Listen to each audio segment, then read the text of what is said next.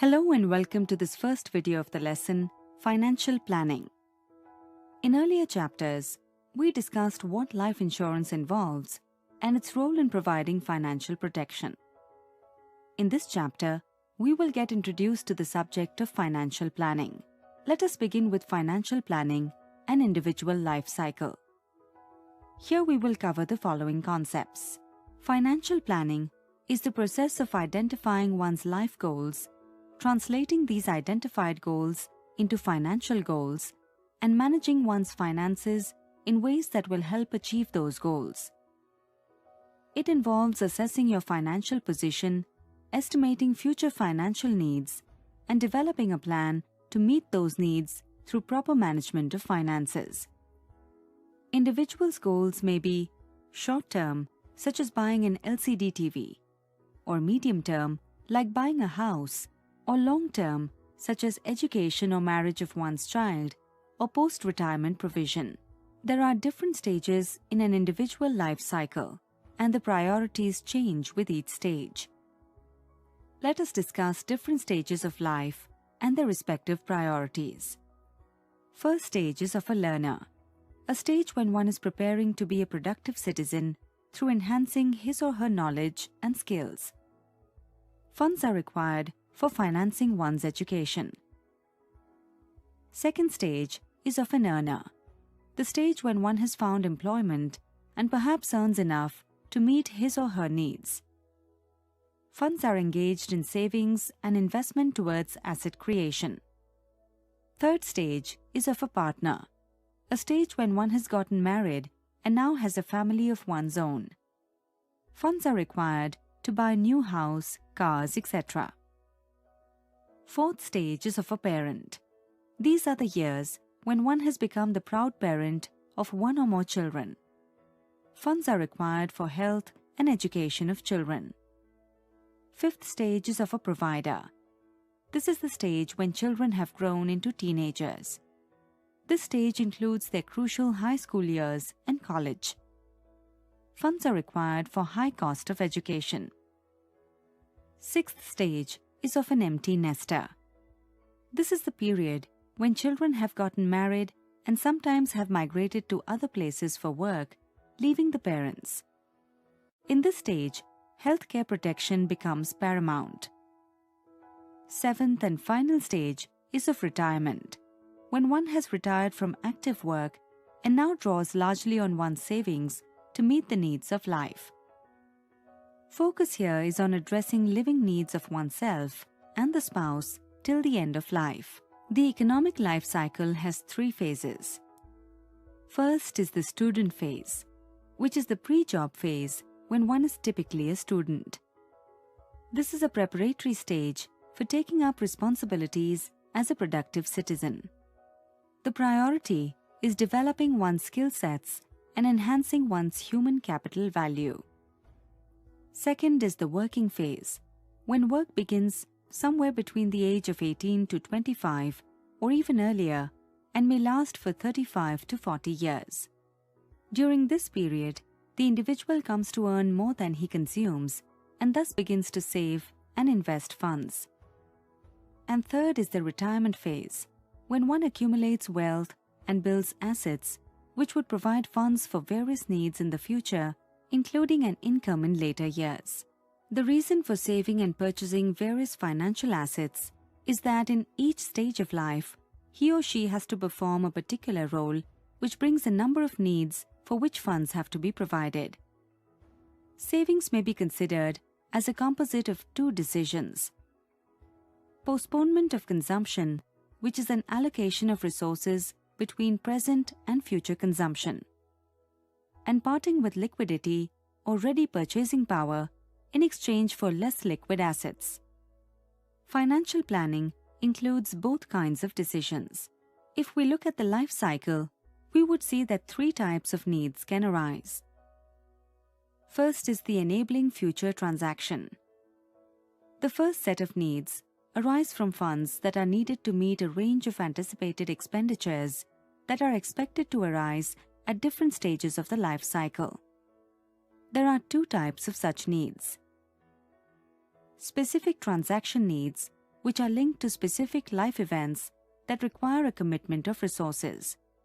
For example, purchase of a house or consumer durables. And general transaction needs, which means the amount set aside from current consumption without being earmarked for any specific purposes. These are popularly termed as future provisions. Second is meeting contingencies.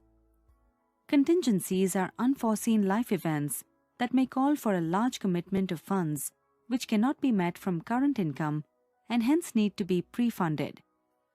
Some of these events, like death and disability or unemployment, lead to a loss of income. And last but not the least, wealth accumulation. All savings and investments indeed lead to creation of some wealth. When we speak of the accumulation motive, it refers to an individual's desire to invest primarily with the motive of taking advantage and reap benefits from favorable market opportunities. Corresponding to the sets of needs, there are three types of products in the financial market. First are the transactional products that enables one to have adequate purchasing power or liquidity at the right time and quantum. For example, bank deposits and other saving instruments. Second are the contingency products, which provide protection against large losses that may be suffered in the event of sudden unforeseen events. And third are the wealth accumulation products, such as shares, high-yielding bonds, or real estate. These investments are made with the view of committing money for making more money. An individual would typically have a mix of all the above needs, and thus may need to have all three types of products. In a nutshell, one may say that there is a need to save for cash requirements, a need to insure against uncertainties, a need to invest for wealth creation. It can be seen that as an individual moves from young earner to middle age and then towards the final years of one's work life, the risk profile or the approach towards taking risks also undergoes a change. The investment style also changes to keep pace with the risk profile. When one is young, one has a lot of years to look forward to, and one may tend to be quite aggressive and willing to take risks in order to accumulate as much wealth as possible. However, as the years pass, one may become more careful about investing, the purpose now being to secure and consolidate one's investments. Finally, as one nears the retirement years, one may tend to be quite conservative.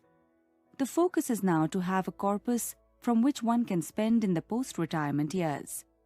At this stage, people would want to conserve for one's children or gifting to charity. Thank you.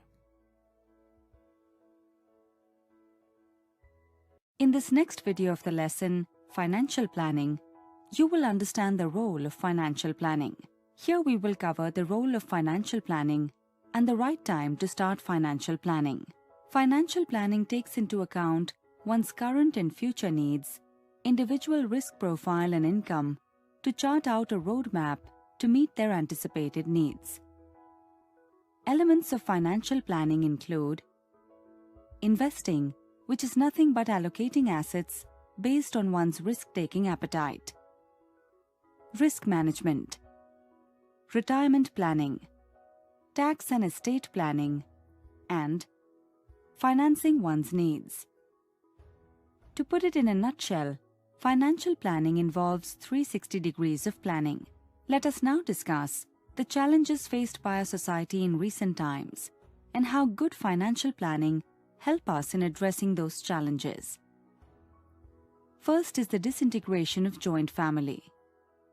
Now that the earning member has to bear the responsibility of oneself and one's family, this calls for a lot of proper planning.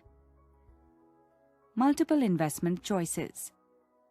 We have a large number of investment instruments available today for wealth creation, each of which have varying degrees of risk and return. Financial planning can help with one's asset allocation. Changing lifestyles. Nowadays, individuals want to have the latest mobile phones, cars, large homes, etc. Financial planning helps in cutting down unnecessary expenses and maintaining present standard of living while upgrading it over time. Inflation is the rise in the general level of prices of goods and services in an economy over a period of time. This leads to a fall in the value of money. Financial planning can help ensure that one is equipped to deal with inflation. Financial planning should ideally start the moment you earn your first salary.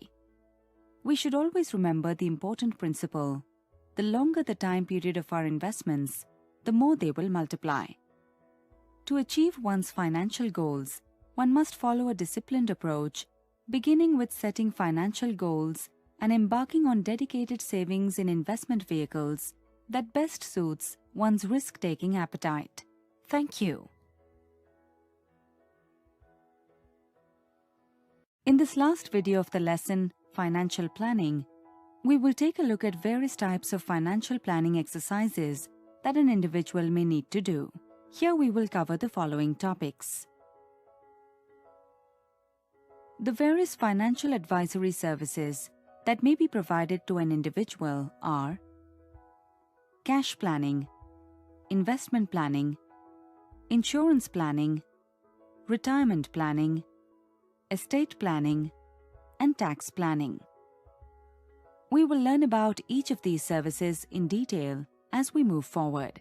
Managing cash flow has two purposes. Firstly, one needs to manage income and expenditures flow to meet unanticipated or emergency needs. Secondly, one needs to systematically create and maintain a surplus of cash for capital investment. The first step here is to prepare a budget and perform an analysis of current income and expenditure flows. For this, individuals must prepare a set of reasonable goals and objectives for the future. This would help to determine whether current spending patterns would get them there or not. The next step is to analyze the expenses and income flows over the last 6 months to see what regular and lump sum costs have been incurred. Try to reduce variable expenses, as you may not have control on fixed expenses. The third and final step is to predict future monthly income and expenses over the whole year. On the basis of analysis of past and anticipation for the future, one can design a plan for managing these cash flows. Investment planning is the process of determining the most suitable investment and asset allocation strategies based on an individual's risk-taking appetite, financial goals, and the time horizon to meet those goals. Let us first define certain investment parameters. These include risk tolerance, which is a measure of how much risk someone is willing to take in purchasing an investment. Time horizon, which is the amount of time available to attain a financial objective. The longer the time horizon, the less concern is there about short-term liability. Liquidity, which is the ability to convert investment into cash without loss of value. Marketability, which is the ease with which an asset can be bought or sold.